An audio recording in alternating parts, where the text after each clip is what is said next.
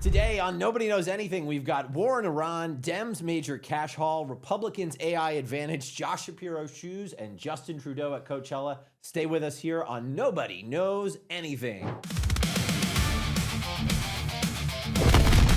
Nobody knows anything. Welcome to Nobody Knows Anything. This is Jesse Larrick, a man who live blogs Midas Touch for an audience of none. And he's Rob Flaherty, Joe Biden's personal conduit to the 21st century. Welcome back to Nobody Knows Anything. This is our second episode. It is our first one that's live, so forgive us if things blow up, go down, the internet, the winds blow in the wrong direction. We'll post it eventually. The reality is, one of you watching can probably personally text us. I mean, there's only like 5 people here, so it's fine. My wife is like, you already did that take. Yeah, you did that bit. The war in Iran.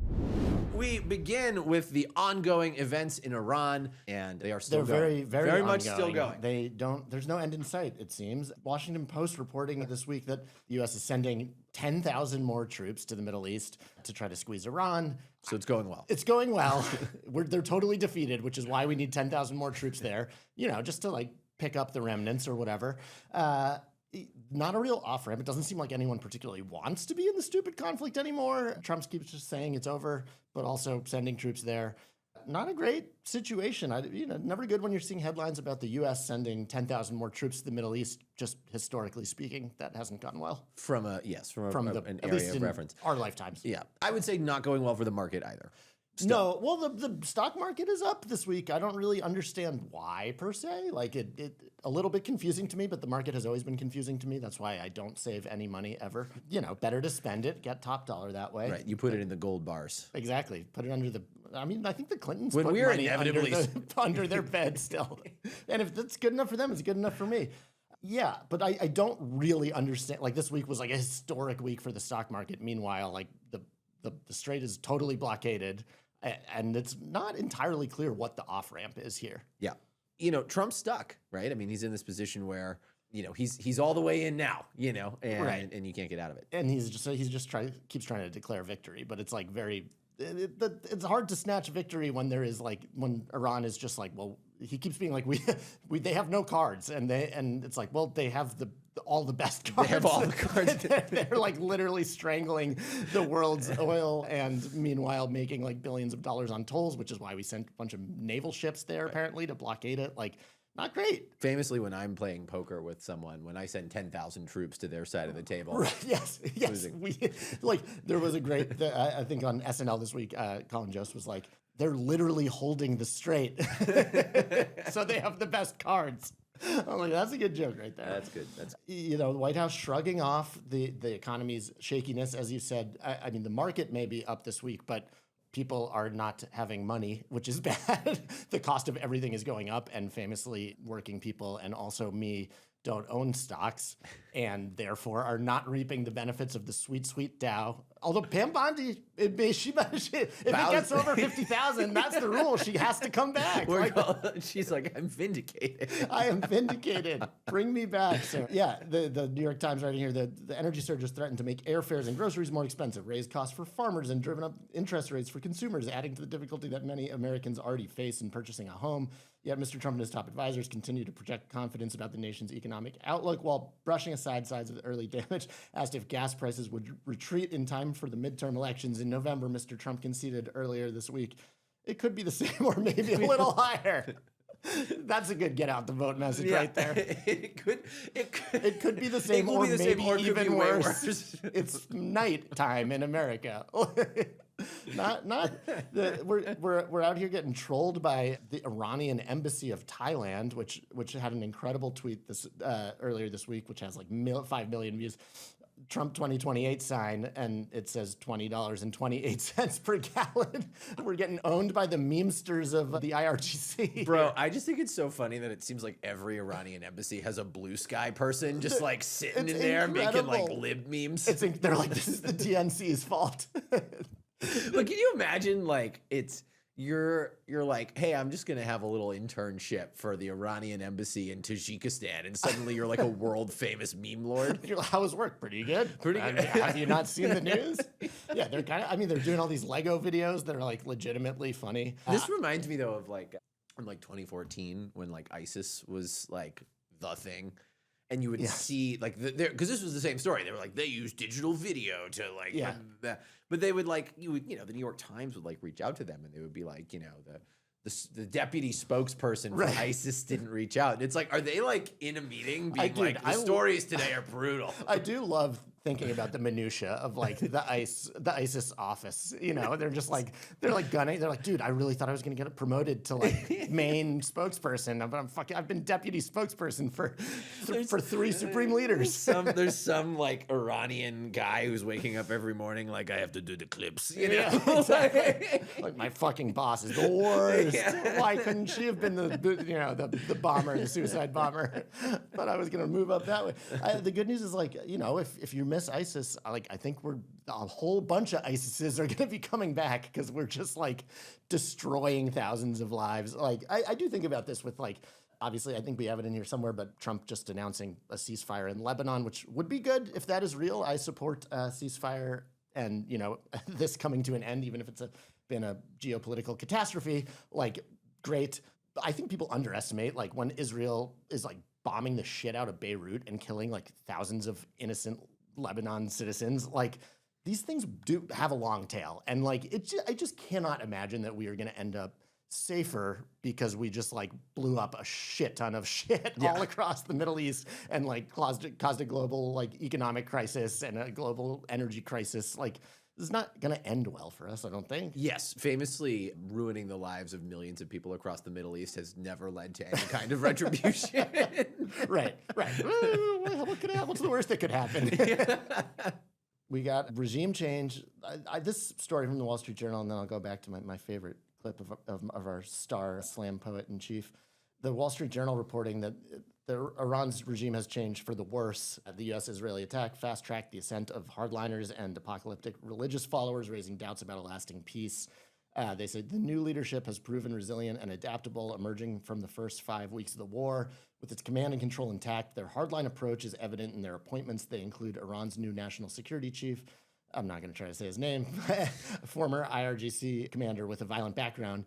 And they go on to say his views were so extreme that one of his subordinates, Qasem Soleimani, who was the head of the Quds Force, who Trump had to assassinate, temporarily quit in protest because this guy was too extreme. Like that's not a good situation. So like, and then of course we've got old Langston Booze, as I've been calling him, our slam poet in chief.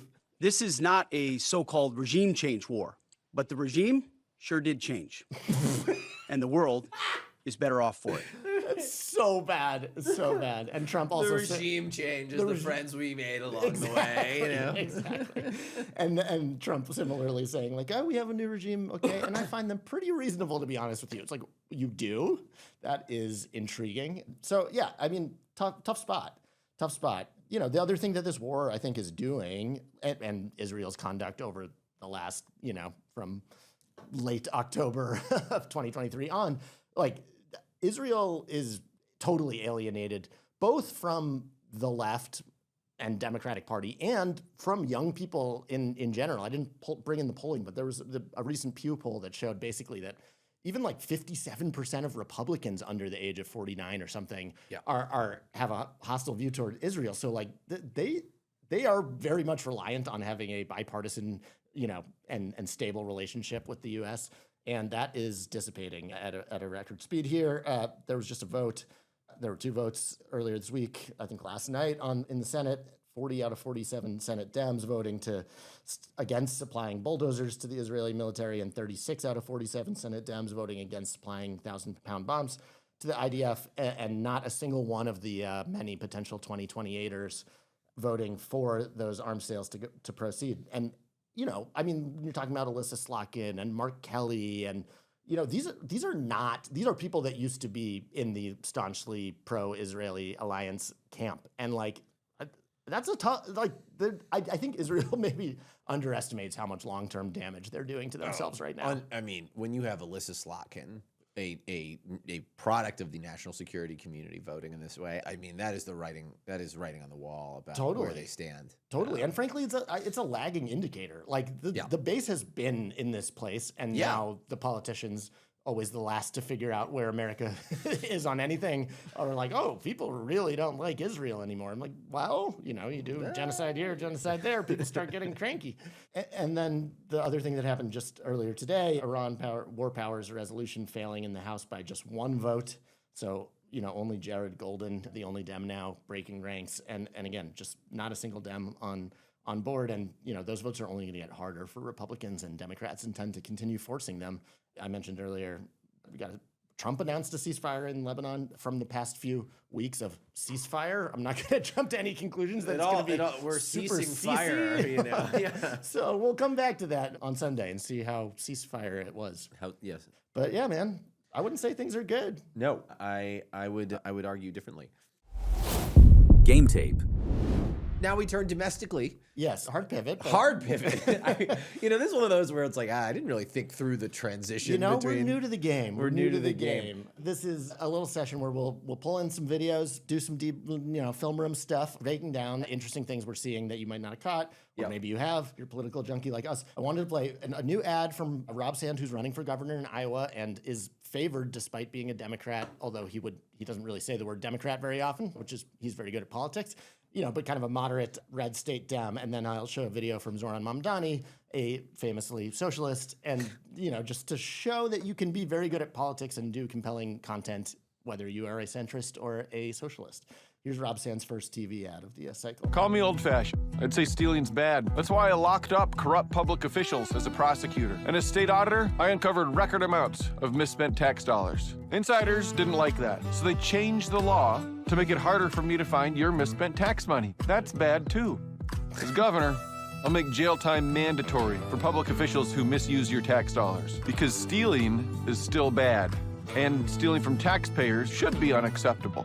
Quality really stuff. Good. The thing about it that's good is that he's like, first of all, never mentions party, sure, but like this message of like, I'm going to arrest the politicians who commit crimes, and the politicians don't like it. Yes, it's good, man. And I was gonna say that is one of the things that I think that there is an economic populist message that works, that is anti-corruption, anti-establishment, anti-Washington, pro-working people. There might be different breeds of it that you see in an Iowa statewide election than you see in a New York City mayoral election, but like there are some cross-cutting messages there. So let's watch. There's one before we do that. I was going to make fun of Rob Sand's haircut in a brief moment, and it's evolved and it's gotten much better. I do want to give him credit. I would like to interview Rob Sand and Tommy Vietor at the same time, because nobody's ever seen them convinced. in the same place at the same time. There may not be two separate people. I get that every now and again about JD Vance. That's tough. Because I feel like I look like JD Vance took Ozempic for like 2 days. There was this like post-election, like upset his tummy, and he's like, man, I gotta JD quit. Vance like got the flu. Yeah, and then you get exactly. me. First of all, I get this all the time. We were gonna go with a video just after Vance was announced, where it was me, a guy who looks like JD Vance. That's very funny. But then the assassination attempt happened, and we were like, this is not like a joking matter. Really but then harsh the vibe. after the election, I don't think I look that much like JD Vance. It's just that I'm a bearded guy with the haircut. Yes. I went to, there's this post-election Harvard thing where they make you sit across from the Trump people, and it was like awful and hazing, and they make fun of you. They're like, you were so bad at campaign. Yeah, you idiots. You lost all the swing states. And you're like, I saw that. Sure did. Well. And you have to sit there and eat shit. But the Trump people came up to me and was like, does anyone ever tell you look like JD Vance? And I was like, unfortunately, yes, please don't put me in jail. James Blair, please don't put me in jail. Incredible. Oh my God. All right, here's Zoran Mamdani, obviously not the same brand of democratic politics, also incredibly compelling. When I ran for mayor, said I was going to tax the rich. Well, today, we're taxing the rich. I'm thrilled to announce we've secured a pied-à-terre tax, the first in New York's history. This is an annual fee on luxury properties worth more than $5 million, whose owners do not live full-time in the city.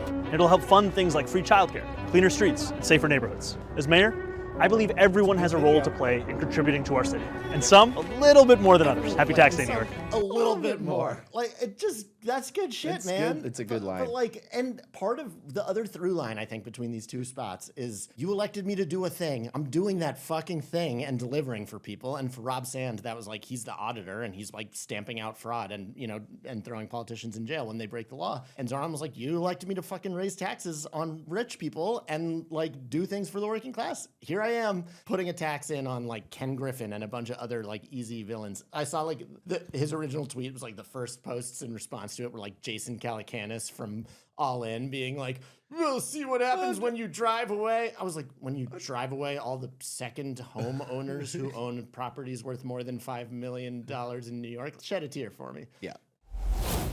Dems AI failures.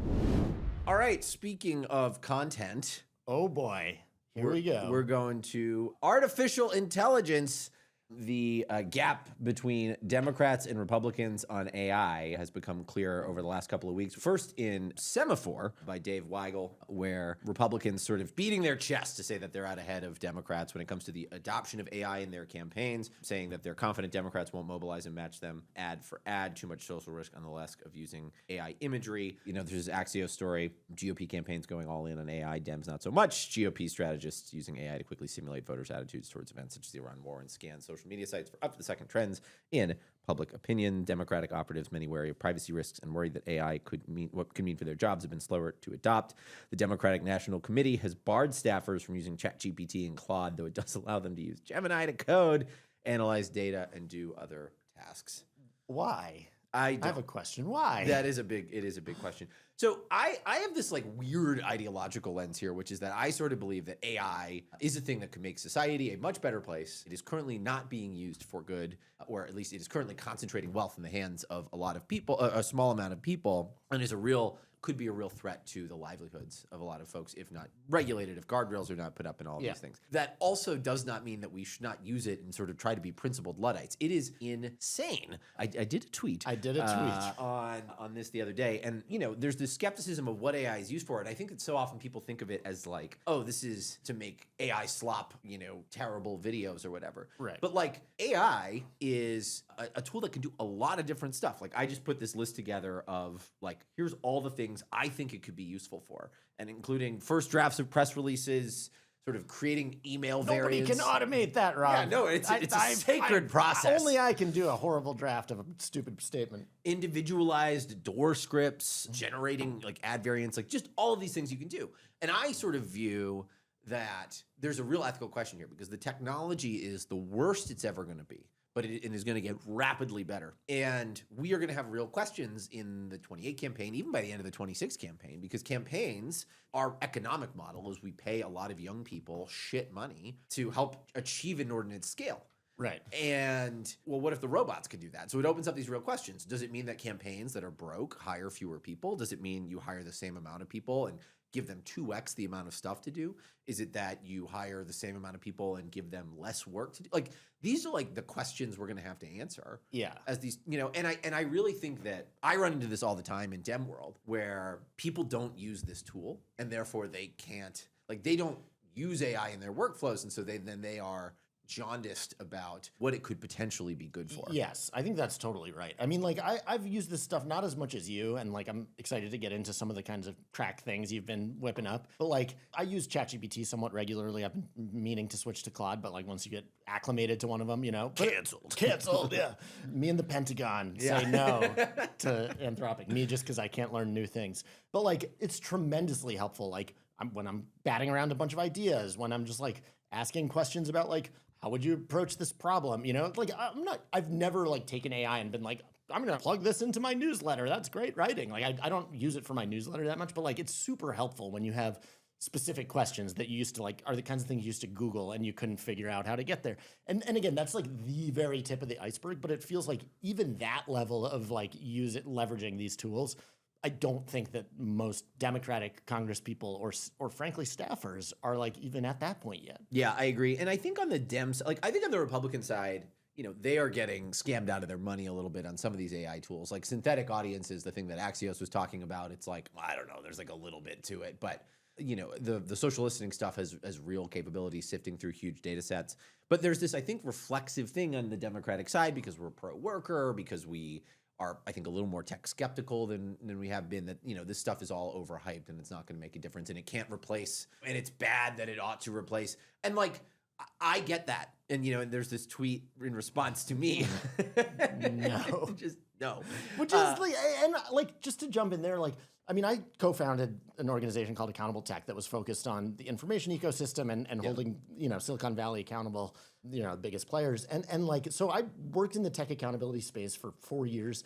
And it is astounding to me. There are a lot of like extremely smart people in that space, some of whom are taking a more nuanced approach. But a lot of the people that were focused on like tech accountability are still just like, oh, these are just like stochastic parrots. It's like smarter child. It's like chatting with a stupid chatbot. And it's like, dude, you haven't used this shit at all? Because like that is just very much not what it is. It's 100%. like insane what you can do with it. I think that we are missing it, not just on do you use the tool, but also on like the political opportunity here. Yeah. Like this is the thing.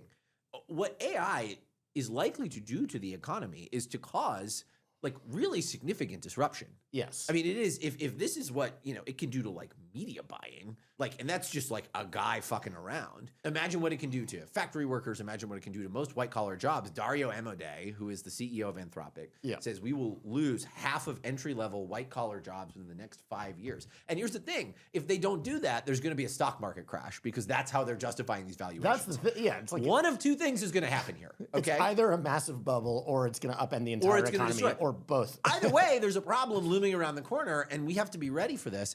If you're sort of loosely following along, there's two huge super PACs. One is called Leading the Future. The other is called the American Innovation Council. And one is a bipartisan super PAC. The other is a truly Republican. We have to support Donald Trump's and David Sachs' AI agenda. So there's $300 million that they are threatening to spend in midterm elections to scare the shit out of Democrats from talking about this issue. And it's working, right? This is from the Foreign Times this week.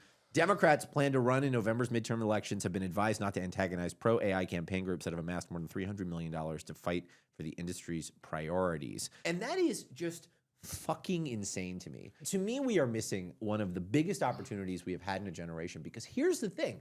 When you poll on this issue, like, the American people are like fucking socialists on this. Totally. And normally you hear like Democratic hacks like me show up and be like, well, America's just more conservative than you like. On this issue, they are like, let's ride, baby. We are taxing some rich people. Yes, I am very much not in support of this. I'm not like a big Luigi Mangione guy or anything, but like people are like throwing Molotov cocktails at Sam Altman's house, which is like horrible and should not be endorsed by anyone. But like that is the level. I think that's a pretty good like indicator of how fucking mad people are. It is. This issue is like political. It is massive, and it is happening in ways that I don't think we can feel in Washington. I think often because people are not using the tool. I mean, that's the thing. They don't know how to process this and the anxiety that people feel. Totally. And I think part of what's crazy about it to me is like it plays directly into the main argument that I think that I was just talking about it with Rob Sand and Zoran Mamdani as something that cuts across lines, which is like all of the wealth is being accumulated by a very small group of billionaires, and it's getting worse. And this is going to like turbocharge that. 100%. And so it just plays right into this economic populism. And yet we're like, it's just a chat. Totally. It's just smarter child. This is from recent polling that was on Odd Lots featuring David Shore from Blue Rose Research. Blue Rose Research, very famously the ones who kind of commit, they are like the head of populism. I mean, they are like the whole, like when you talk, or sorry, a popularism, this idea that, you do what is most popular. Their polling is really stark on this stuff. This is the most interesting thing from their polling to me. Voters are suspicious of leaders who say everything is okay. Not only, like if you are a politician and you say AI will not cause widespread job loss, it's not that people don't even believe it. It reduces the net trust in you by 41%. They think you're full of shit if you're telling them that this is not going to have an impact on the economy. And I want to say, I had a meeting with a 2028er somewhat like, I was not, it was a meeting, it was a group thing. I was in a meeting in which they were there. And I was also there. Yeah, you were also there. Everyone was there. It was a rally. Rob was just like having lunch with Gavin Newsom or something. When I spoke with, anyway, I was in this conversation and I asked this, I posed this question, and basically what this pretty prominent 2028er said was something to this effect. And it's like you can't. It was like I believe he or she said it's not going to be any more like like any tougher of a transition than farming was. Like when they, but like that's the thing. I don't What? actually. This is where I think most 2028, other than like folks on the left, like Roe, other than I think JB Pritzker and took some action on this. This is like where I think most Democrats kind of are, which is like I don't know. But when you look at what people want. Right? They want like bold populist shit, right? The stuff that is actually popular when it comes to AI is taxing the wealthy, taxes on these companies, taxes on companies that replace jobs, but also benefit portability, universal health care, 32-hour work week, maybe minimum job guarantees. Like that's the stuff that is popular. People look at that and they go, that's what we need. It is particularly interesting because, as you said, like, and I think AOC is great. I think Bernie has actually been doing a lot of smart stuff and has put out like a sweeping report last year on the labor impacts and was like kind of one of the only people focusing on it. And he has put forward stuff that's like, we should be talking about a 32-hour work week. We should be talking about a robot tax. We should be talking about, strengthening unions, all these things. But like the fact that they're leaning so hard into just don't build the data centers. Like, I just think it's a huge missed opportunity because to your point, like this maybe is the best opportunity you've ever had to actually try to enact the sweeping social policies and benefit systems that you want by taxing the living fuck out of like OpenAI and Google. Totally. But instead we're just like, don't build the stuff. Take a look at this in the poll. Providing help for American workers who lose their job to AI by funding the creation of new jobs and basic benefits like healthcare, and even if it means limiting the amount American tech companies can profit from AI. If you put that against letting tech companies just innovate so it can outcompete, even 50% of Trump voters support strong regulations and protections. This is a cuts across issue. Yeah, and we're seeing Josh Hawley and Ron DeSantis and Spencer Cox. Like, there are a lot of ambitious Republicans that kind of have their finger on the pulse of the populist wing of their party, and they're totally aware of, like, especially because J.D. Vance is so deeply tied to Silicon Valley on this stuff, and obviously now Trump too, bringing all those guys into the fold and, doing the inauguration with like Sundar and Tim Cook, like, holding up his Totally. like his throne. They see that they're like, this is a huge opportunity to be like JD Vance fucking like Peter Thiel like puppet, and like get all these 100%. companies accountable. This is happening on this is going to be a major factor in both primaries, the Republican primary and the Democratic primary, because the job loss that is coming is happening quickly. Mark Warner this morning at Semaphore with this clip, he said that he thinks recent college graduate unemployment will go to 30% within the next 2 years. I think most CEOs are not being what they say to me privately about the amount of job elimination they're looking at is not what they're saying publicly. I have experienced this too. I have talked to people who have said, I can't say this, but I can eliminate 60% of my department. It is real. And this is one other point I was going to make. And like, we're going to talk more about the youth vote in a minute here, but like don't get me wrong. I believe that this horrible show is the main way we're going to win the youth vote. If we got to send people onto this podcast or video show, whatever we're calling it. But like, for all the talk about like, oh, well, if we had only done Joe Rogan and we got to go on the podcast and like, maybe we should be like more socially conservative so that we can win over young people. Like, if you want to win over young people, like, figure out how to get them fucking jobs and create an economy where it's still possible to fulfill the American dream. Because like, people are spending $300,000 on college or not going to college. Either way, I think both, like, they're coming into the job market and they're like, what the fuck? Like, 100%. What the fuck am I going to do? Talk to any 23-year-old, and they can't find a fucking job. And they're applying to like 1,000 things to try to get like 3 interviews to get like an unpaid internship. 100%. So to me, I am not like, a Bernie Sanders socialist. I am not from that corner of the party. But I look at this and I see a once in a generation opening to realign the political parties, to realign our political movement, to build a coalition that can win a presidential, to enact progressive policies, to have major like support behind the stuff that we've been trying to do for a generation. And that's just the political ramifications. There's the world ramifications, which is that if we don't do this, wealth is going to concentrate in a smaller amount of hands. We are going to become a more isolated society. And like, we need to do something about that, because you can't have a fucking democracy under those circumstances when people don't buy into the system, when they feel 100% completely left out of it. And so like, this is like, it's where we need to go. And it may not be that it is happening in front of your very eyes. You may not be able to see it, but the bubbling anger around data centers, the bubbling anger around job loss, it is coming. And so we need to not be afraid of this $300 million like gun that's to everybody's head. And we need to be bold. We need to stand up for what we believe because the issue is popular, because we are winning on the issue. And I will add one last thing, which is that, this tech, this sort of, I think that David Sachs is walking Donald Trump into a trap.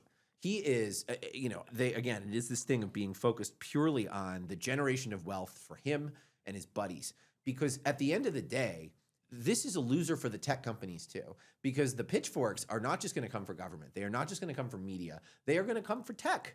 It's going to come for anybody who's in charge of anything. And so there's this thing. And you can see this because OpenAI put out policies basically calling for like socialism. Yeah. I mean, you see it this week. But at the same time, these fucking idiot companies are spending hundreds of millions of dollars to elect people who will prevent that from ever happening. It's insanity. And so the position I am taking is not some like crazy populist lefty lunatic shit. It's literally how do we make this technology that I believe can be really transformational work for everybody? And it is the basic shit, and the lab should be in favor of it. Republicans should be in favor of it. Democrats certainly should be in favor of it. And it is completely insane that we are going to miss this opportunity. I think largely because a lot of our party thinks Claude is Google. Yeah. I mean, yeah, it does feel like a little bit back to the days of like the senators asking Mark Zuckerberg, like, but if you don't have this, then if you don't have that, then how do you make money? And he's like, they're like, Senator, we run ads. We sell ads. Like that, it feels like we're in that moment for AI, except, yeah. So like in the meantime, I totally agree with you on all of the policy stuff. I will say, I think that like OpenAI's thing, I agree with a lot. I mean, we don't have the policy document up here, but like they were talking about like a shorter work week and universal, if not universal basic income, maybe universal capital or or like just bigger jobs programs, bigger investments in retraining workers, all of these things. I support all that stuff. I also think that OpenAI is like smart and cynical, and they know that Congress will never fucking do anything. So they get to be like for it, and like this has been the play for these companies forever. They get to be for the good thing, right, without any action being taken. But I do not believe that is a sustainable position. I totally. I think the most likely scenario, I really believe this, is that by 2028, the impacts that this is going to have on the economy will be so strong that we will have no choice but for the next president to do a TARP bill on AI, like some kind of big economic bailout. And the question is, what is that thing going to be? and so like we shape that now. Right. Yeah. The other thing that two last points I want to make here. One, I don't know if we can pull in my screen here, but this graph is just like stunning to me. This is like AI is not the only thing happening in the jobs market and in the economy here, but in 2022, you have 73% of college workers, workers with a college degree, saying that they're having a good time. That it's a good time to find a quality job among U.S. employees. The college degree folks are now at 19%. Like that is just like a stunning collapse. And I think anyone that's actually entering the job market or looking to, I mean, we might not have mass unemployment right now, but we certainly have a big freeze where like there's not as much hiring, there's not as much firing. Everyone's just like desperately trying to keep their job if they have one, because they're like, I don't fucking know how I'm going to get another job in this economy. And like as AI replaces a bunch of these things that we were, people are going to, we told everyone when we threw them out of the coal mines, learn to code. And then we were like, actually, that was a bad investment in time. Coding's not Sorry a thing about anymore. the coding. Claude is doing that now. Sorry, West Virginia. Speaking of discontent, I will take it to California. California government. California. Please don't finish that. That's one of my karaoke songs. Yeah, that's true.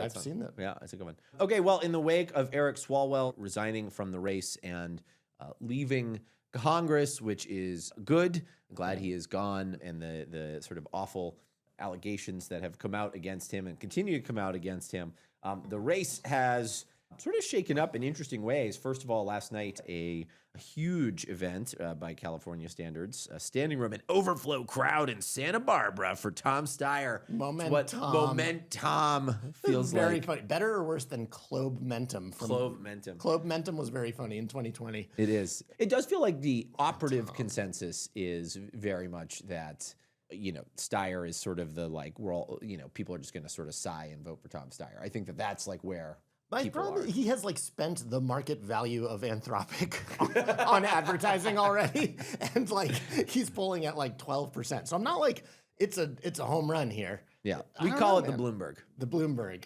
No, it's absolutely right. Meanwhile, on the Republican side, things getting dramatic over the weekend at the California Republican Convention. Trump, of course, endorses Steve Hilton, which was bananas. I don't know why he did that, because all it does is it helps. Like, the diffuseness of the Republican Party right now is their biggest asset against Democrats. He votes, he supports somebody. It sort of brings a consolidation. It was complete nonsense. Because it's a top two primary. It's a and top two They primary. need to, like, the only way that they lock out Democrats is if both of those guys get like 20% of the vote. Yeah. And then Dems split the other 60% pretty Yeah. evenly. So boosting Steve Hilton to like 30 and Chad Bianco to 10 makes, whichever terrible Democrat comes out on our side, likely the next 100%. governor. But here's the thing: if you believe, like I do, that MAGA is sort of a Frankenstein's monster, the final tally was Bianco 49, Hilton 44. They strange. couldn't endorse anybody because they didn't hit the threshold. But Hilton, the Trump endorsement is not good. Good for what it used to be. Yeah, it doesn't get you as far as it used to. It'll be very interesting over the next month or two. Jonathan Martin from Politico wrote a great piece a week or two ago about we've got the Thomas Massey primaries coming up in Kentucky, which is kind of like the first race where a Republican who is an anti-Trump Republican has actually stood their ground and run a real race, and it seems to be slightly in the lead, but it should be close. There's the Louisiana primary where Trump has tried to tank Bill Cassidy's career. He hasn't really weighed in on the Texas runoff amazingly. And then he's got all these Indiana state house races where he's trying to primary everyone that didn't vote for, gerrymandering and stealing more seats. So I do think there is a thing here where it's like, he's a little bit of a lame duck. Like, he has defied political gravity, but like, contrary to his dream world, like, there's a 2-term limit. He's unpopular. He can never run again. And like, I don't know, maybe I still think that Hilton will be the Republican that comes out of this thing. But maybe if some of those like Indiana State House people and Massey like defy the Trump endorsement, he's going to start to lose a little bit of that luster, Yeah. New polling out this morning from Emerson. They had 2 polls that came out this morning that caused a little bit of a stir. Super chill and didn't upset any Democrats. Everyone's feeling great. There was the one in Michigan that showed Haley Stevens down by like 10 points on El Sayed and McMorrow, the Stevens team, objecting strenuously to that poll. But then there was this poll in California which showed the scenario that Democrats do not want, which is that they get locked out because of where Hilton and Bianco are in the race, showing Steyer gaining 4 points in the wake of the drop of Eric Swalwell. Most interestingly, though, Javier Becerra suddenly up above Katie Porter. I do have to tell you, I forgot Javier Becerra was running in this race. I mean, like, it is genuinely an incredible development. Like, they've been polling this thing heavily for months, and I have not really seen anyone besides Porter, Steyer, and the erstwhile Swalwell, soon to be jailed. Like, I've not seen anyone else crack like 4%. And all of a sudden, Javier Becerra, in like a seemingly, the Stevens team's objections beside, like Emerson, an A-rated pollster, Becerra meant him. I didn't see it coming. I got to be honest. Yeah, Emerson rejected me in college. Gonna say, so I have a beef against him generally. This is a running theme. You need to go to therapy. Let some of this stuff go, man. You got that like Boston Catholic, Irish Catholic guilt, and like vengeance. This will show you, Emerson. I started a podcast with 50 viewers. That's the real reason for the show. Yeah, exactly. But I do think it is interesting insofar as what's happening when there are voters who are now trying to find a new home. I think this is showing a little bit a reticence on Steyer for Democratic voters and some reticence on Porter as well, insofar as, we're seeing a candidate who was neither start to perform a little bit better. Was Becerra the health secretary during COVID? Yeah, he was. It would be like the perfect capstone on like a perfectly fucking terrible race if we end up with the Democratic nominee being the head of HHS during COVID, when we got like 20,000 things wrong and everyone hated everything. And the other thing I think is interesting here, and I threw in, there's a new Isaac Dover story at CNN yesterday, I think. Gavin Newsom faces growing pressure to intervene in a scrambled California governor's race, basically just making the point that like, and I've been wondering this all along, like, shouldn't Gavin Newsom care who is going to be his successor? He is undecided, but obviously running for president. Like I think we're in agreement that his probably biggest liability, or at least one of the biggest things he's going to have to contend with, is, the notion that California is like kind of the embodiment of a lot of things that have gone wrong, from, skyrocketing housing prices and $8 gas, whatever, like all these things that he's going to have to deal with. And like, shouldn't he care who's going to be like running the state while he's running that campaign? It is interesting. I mean, I guess if I'm him, you don't want to pick the wrong horse and set a bad narrative for ahead of a presidential, especially when no one really seems to be truly enthusiastic about any of the candidates. Yeah, but it's just like, couldn't you have put his thumb on the scale way earlier? And like, I don't know. I mean, we saw J.B. Pritzker go out on a limb and like, do everything he could to get Juliana Stratton across the line in the Illinois Senate primary. And she was the heavy underdog, thanks in part to Raja's endless resources. And he got her across the finish line, and then there were like 1,000 think pieces. I should say she won because she was a good candidate, but he, spent a lot of money and political capital trying to help. And then there were 1 million think pieces the next day. It was like J.B. Pritzker just proved his power. And it just seems like this quote here, they're basically saying, his people close to Newsom basically saying, he's monitoring and wants to see like where this is headed before he, as you say, before he like ends up on the wrong side of it. It's like, kind of like not the point of leadership. Like, I don't have any axe to grind with Newsom, but but like, what's the leader? I mean, like, I don't know. I don't love any of them. Maybe vote for this one. I think what you read in that quote is, I'll do that if and when it comes. It has come. Arguably, if he had talked to people like maybe he could have gotten Alex Padilla to run, and we wouldn't have been in this like predicament. It was just kind of wild that he's taken this total bystander, stance. I mean, like, again, he's got a lot going on. He's governing the 4th largest economy in the world. It just seems like a strange play to me to just be like, I'm just a guy that's from California watching the same horror as you are. Yeah, but I don't think the speed at which you need to consolidate people, like if we get very close to June and it is looking like a lockout, if we're in May and he and Harris and Pelosi and all the big Californians come out and say, hey, in order to win, you got to go vote for Tom Steyer, you got to go vote for Javier Becerra, or you got to vote for Katie Porter. Like, I think that kind of closes it down. Yeah, but I don't know, man. And like Matt Mahan has been like a huge pest for Newsom. He's like constantly calling Newsom out for, being more focused on tweeting funny things at Trump than like governing the state. And like, that would be a fucking nightmare for him if he has like his successor is just like a total Newsom hater who's like, I'm going to fix California because that guy sucked. I don't know. It just seems like I wouldn't have played it this way, but I'm also nobody and nothing. Well, the Kalshi odds here are pretty interesting, finding that the primary advancers most likely to be Hilton and Steyer. Also thinking Hilton and Steyer on Polymarket. Interestingly, this was on Predict It earlier, which is Bianco and Hilton getting out and not Steyer. They are saying that a lockout is most likely. I was like, that had to be some kind of typo or error. That would be nuts. Surely not the beacons of truth. Yeah, not the truth markets. Interestingly, the other thing is, if you look at Kalshi, governor winner Steyer, Mahan, and Becerra, actually that should be a green. When we checked this last night, he was not anywhere near the top. Now he's number 3 in Kalshi. You can see that they reacted to that poll this morning, moving pretty quickly. I would rather be Becerra or Mahan, just because the other guys have been like the main characters this entire time and they can't get over like 12%. So, I'd rather be the insurgent. Yep. We move on to another corner of 2028, and it is Political Fashion Report. First fashion loser of the day. When we look at the field, Josh Shapiro sporting a new look. Josh Shapiro famously blue suit, black shoes for a really long time. Now he's showing white shoes. Jackson White, Gov Shapiro wearing white sneakers recently instead of his black ones. Reaction a little rough. Daniel Pearson from the Philadelphia Inquirer, looks terrible, Gov, wear real shoes. And then at Paris Phil, this is the outfit you wear for meeting your mistress at Benihana for happy hour.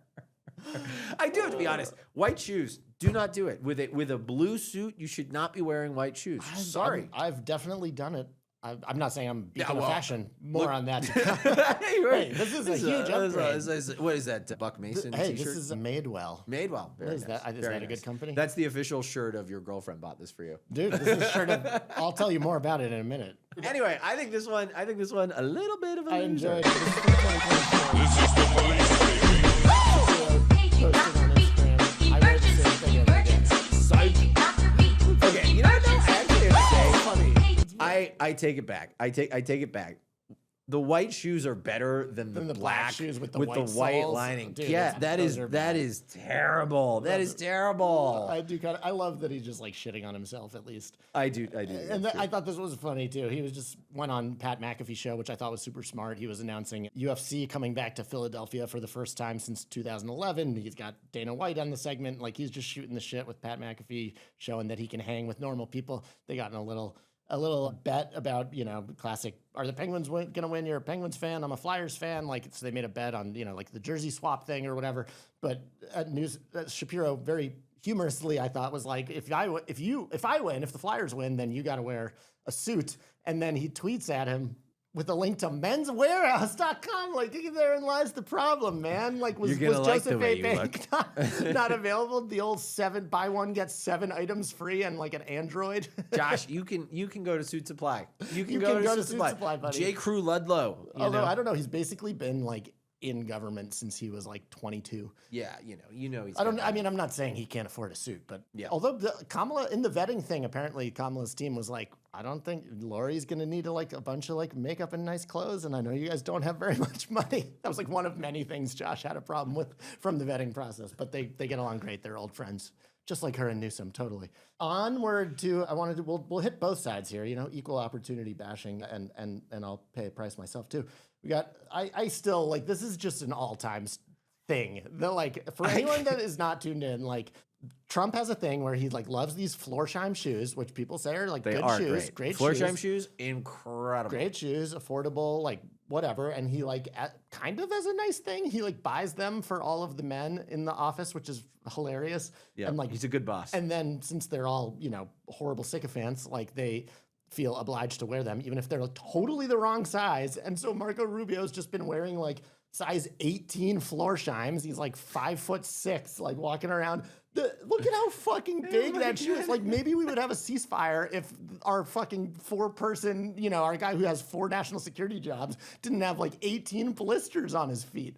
In 2016, if Hillary Clinton was like, you have to wear shoes 3X your size, would you have done it? I mean, probably. Yeah. But I was nobody. I wasn't the national security advisor and secretary of state and archivist. She's like, Robbie Mook, I've made you wear the shoes. I would wear the shoes. Yes, ma'am.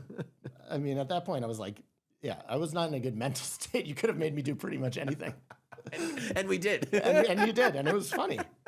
And then this is an oldie but a goodie. Also, J.D. Vance used to dress like Silicon Valley. Now he dresses like Trump.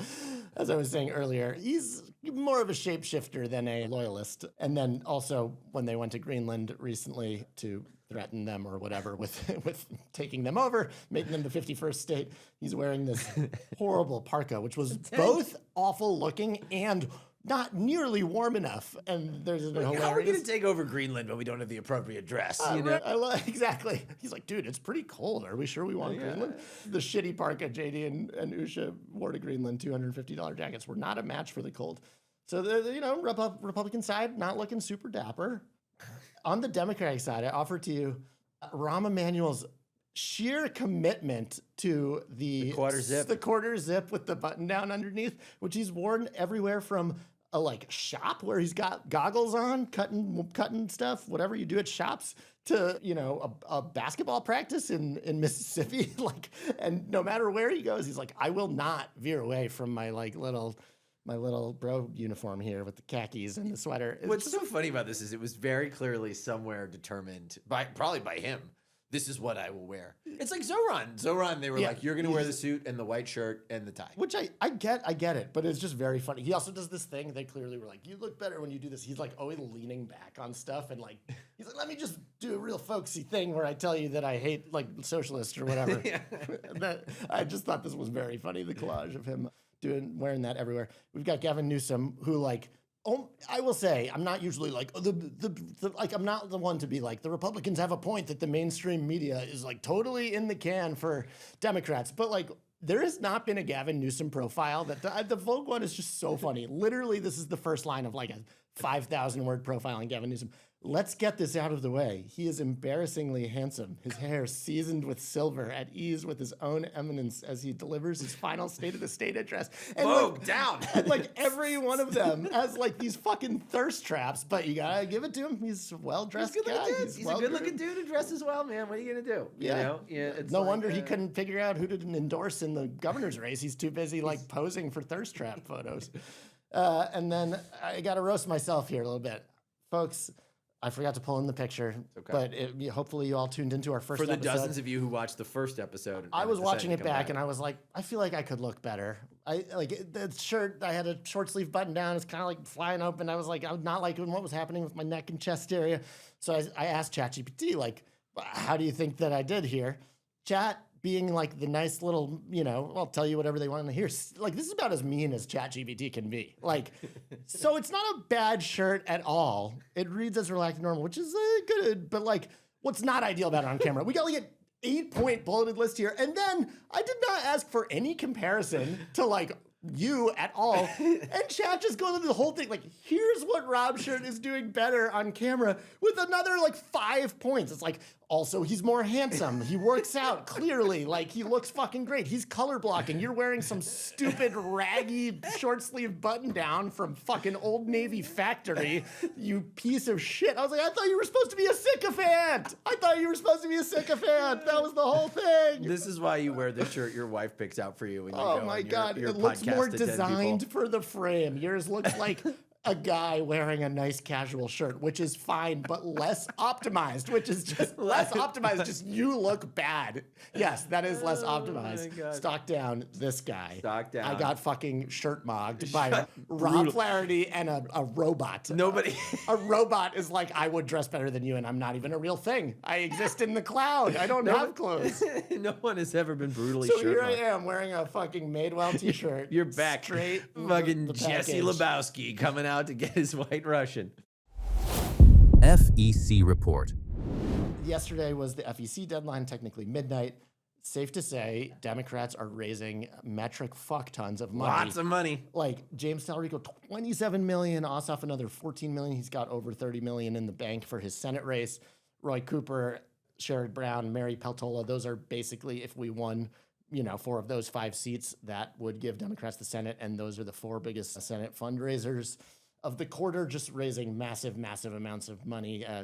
Money expert Teddy Schleifer from The Times tweeting, it's a good time to be a Senate Democrat raising money, just absolutely like destroying their Republican opponents. Like John Cornyn and Ken Paxton in the middle of this fucking runoff, like raising under $3 million, and Tallarico raised 27, just like bonkers numbers. Crazy dominating. money. And I mean, just to like the scale of that, Beto sort of, the number one record holder was Jamie Harrison, who raised $57 million in a quarter, the last quarter before the we should election. get that guy to run the DNC. Yeah, I mean, and then Beto O'Rourke in 2018 had 38. This was all in the final quarter, Q3, before you hit election day. So that was like those were those numbers. Putting up $27 million in the first quarter of the year is Absolutely bonkers. bananas. I mean, I cannot tell you how much money that is. And despite Donald Trump and Brendan Carr's vicious plan to censor him and not allow him to be on Colbert, which raised him like $10 million when they put it online. So Democrats dominating in critical congressional races. Like the one counterpoint to this, I would say, is there is a shit ton of money sitting in the AI PACs that you mentioned before, in APAC, the Israel APAC, not AI PAC, and then MAGA Inc., where Trump just has like $300-400 million, and nobody's quite clear when they're going to use it. But like, Money's money. money's money. But the candidate money does go further. Just the way that ads are priced, you get a better price for significantly cheaper for candidates to buy. And then I'll just go through. I also publish, in addition to my fake show, I have a fake blog where I track all of the things the 2028 Dems are doing. I got the fundraising tracker here. Again, like similar, a lot of these Democrats that are probably going to run in 2028, just raising boatloads of money. Mark Kelly raised another $13 million this quarter, which again, that's on par with Ossoff and Kelly doesn't have a Senate race to run. And I think it's interesting too that people like Ro Khanna and Cory Booker, who are in blue states where they haven't really had much to do to defend their seats, Chris Murphy a little bit, like those guys have just been like stockpiling cash, and they're I cannot believe. I was completely shocked by how much money Cory Booker has. crazy. I mean, crazy. that, like, oh my God. It's like years of money, and he's still. He raises a ton of money. He's a great fundraiser, but this is interesting. I mean, this does make you think a little bit about what these guys can raise in a presidential context, what they can spend in a presidential context. Like, it is interesting. I do think like an underappreciated thing about. I mean, people know that J.B. Pritzker is a billionaire, but like I think like we haven't quite wrapped our heads around what an insane situation it is that, I mean, I think he's spent upwards of $300 million of his own money on his gubernatorial campaigns, and Illinois, not famously hard place for a Democrat to win. Like that is, I mean, we were joking about Steyer and Bloomberg, but those are kind of guys that like nobody wanted. And we were just like, what if we thrust $150 million on you? But like, if you have someone who's like a legitimate candidate, top tier governor that can talk like a normal person, and they can throw $1 billion of their own money into their campaign, like this could be a game changer. It's real. I take through a few of the things that you can find in Nobody's Listening, my sister newsletter here. They are sisters. Sisters, definitely sisters. The seditious six, like Mark Kelly just has been, ever since Trump and Hegseth tried to like strip him of his, or have him hanged or whatever Trump was calling for. Huge fundraising opportunity. I mean, tough for all the death threats to your family, but great for fundraising.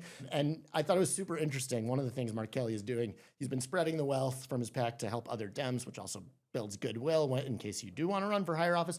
Gave money to Tallarico, Mary Peltola, but also to Alex Vindman in Florida, Scott Colomb running for Senate in Mississippi, Annie Andrews running for Senate in South Carolina, and Sharice Davids, who could still file to run in Kansas. And as the trends are moving blueward, I would urge her to do it.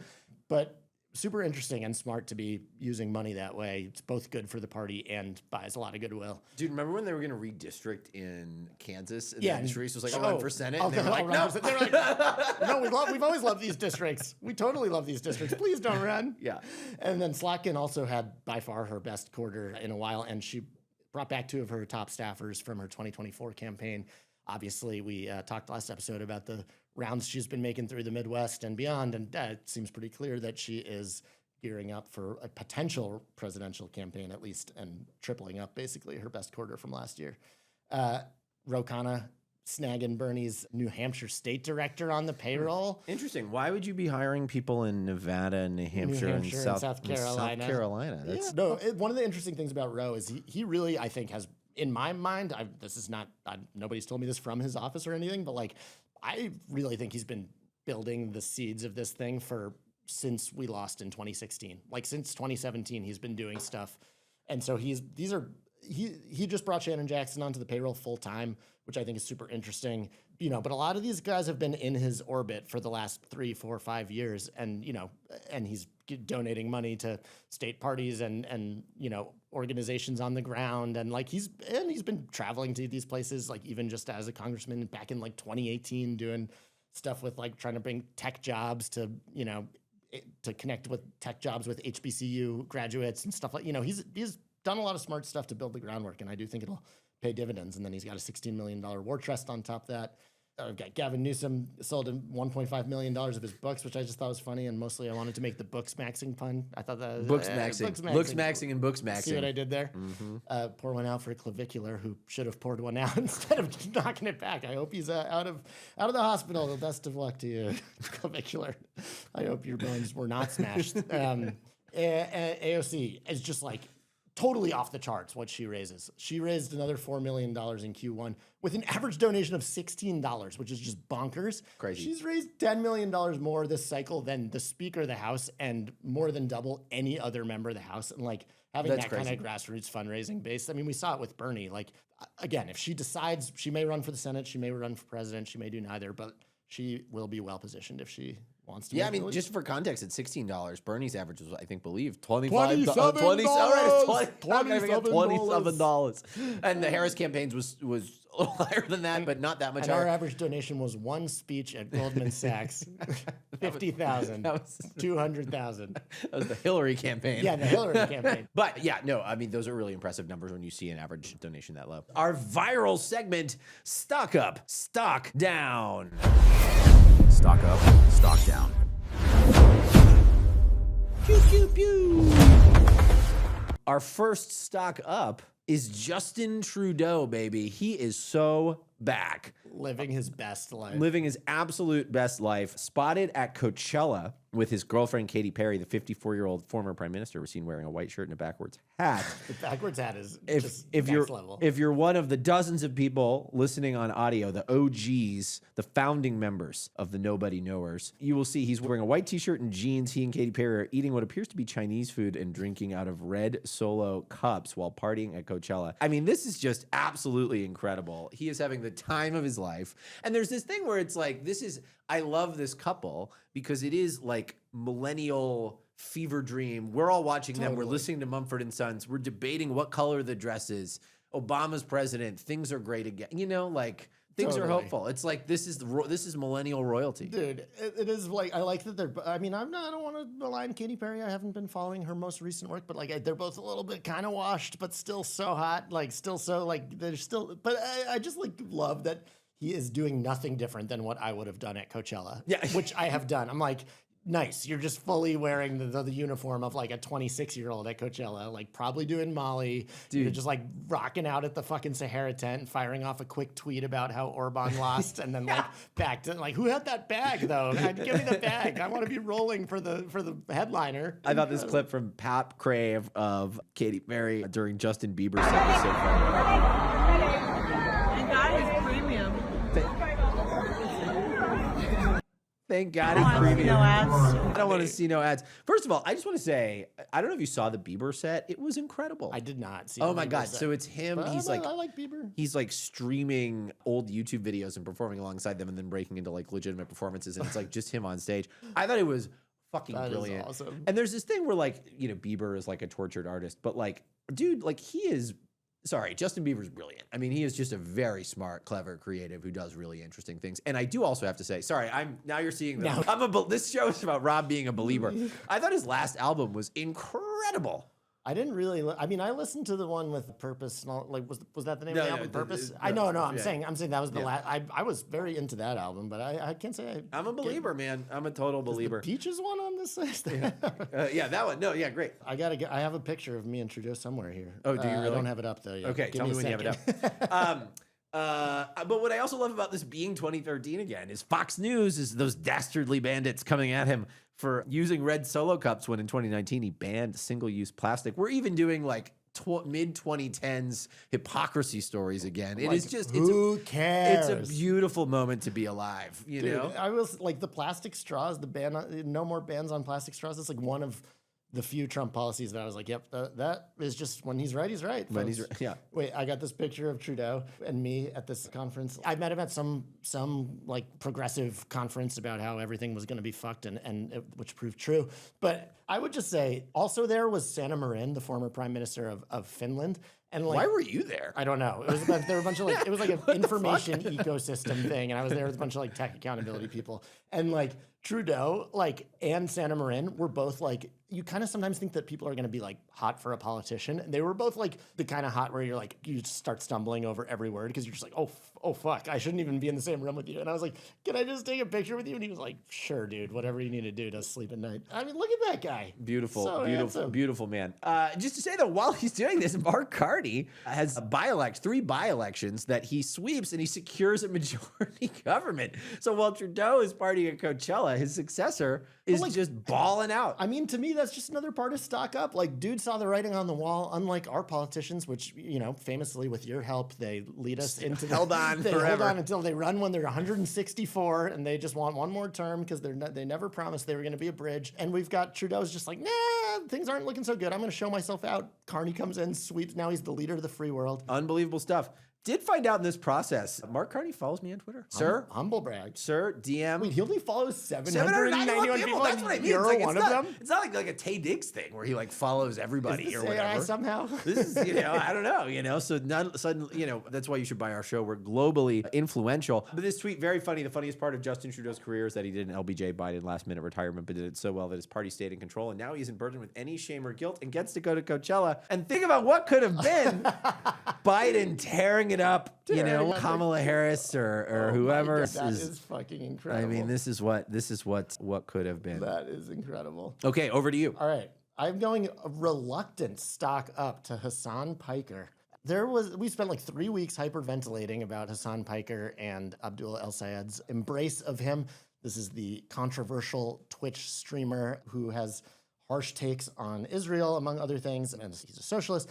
He's a compelling guy, and like I just think it's funny that like there was all of this freak out that like, oh my God, Democrats are gonna lose everything if they like associate themselves with Hasan Piker. I certainly don't agree with him. Ironically, I had been defending him like more vociferously, and then I saw him on our Forerunners podcast, our peer show, Pod Save America with John Favreau, and like he was really like doubling down on like, yes, Hamas is way better than Israel, which was tough for me as a Jew. I was like, I'm not a big Hamas guy. But anyways, we had 2 separate polls showing, if anything, Mr. Sayed seems to be benefiting from this, not hurting. And Semaphore Dave Weigel writing the fizzling of Pikergate shows cancel culture may be over for campaigns, which I mean, I generally agree with that. Yeah, but I also thought, and friend of the pod, Adam Wren from Politico, saying post-Piker rallies data point that suggests we are entering in a post-cancellation political era. Like, again, I don't think Hasan should be the face of the Democratic Party, but I think that we need to consider the reality that like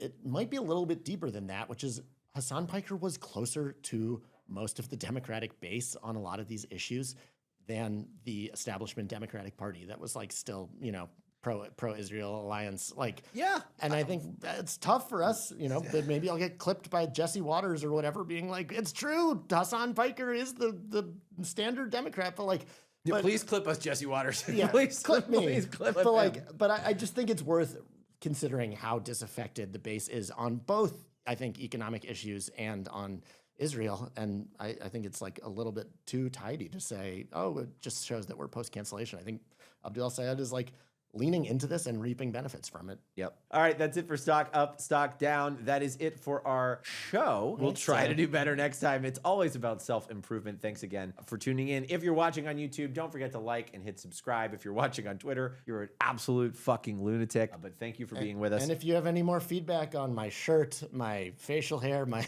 whatever else you want to savage me, nothing can hurt me more than my sweet, sweet sycophantic AI chat friend. Jesse's going to be bone smashing by himself in the living room. I'm hitting up Clavicular for tips. We'll be back Sunday night with more bad takes from worse people. Thanks for watching Nobody Knows Anything. I'm Rob Flaherty. I'm Jesse Larrick. We'll see you next time. Nobody knows anything.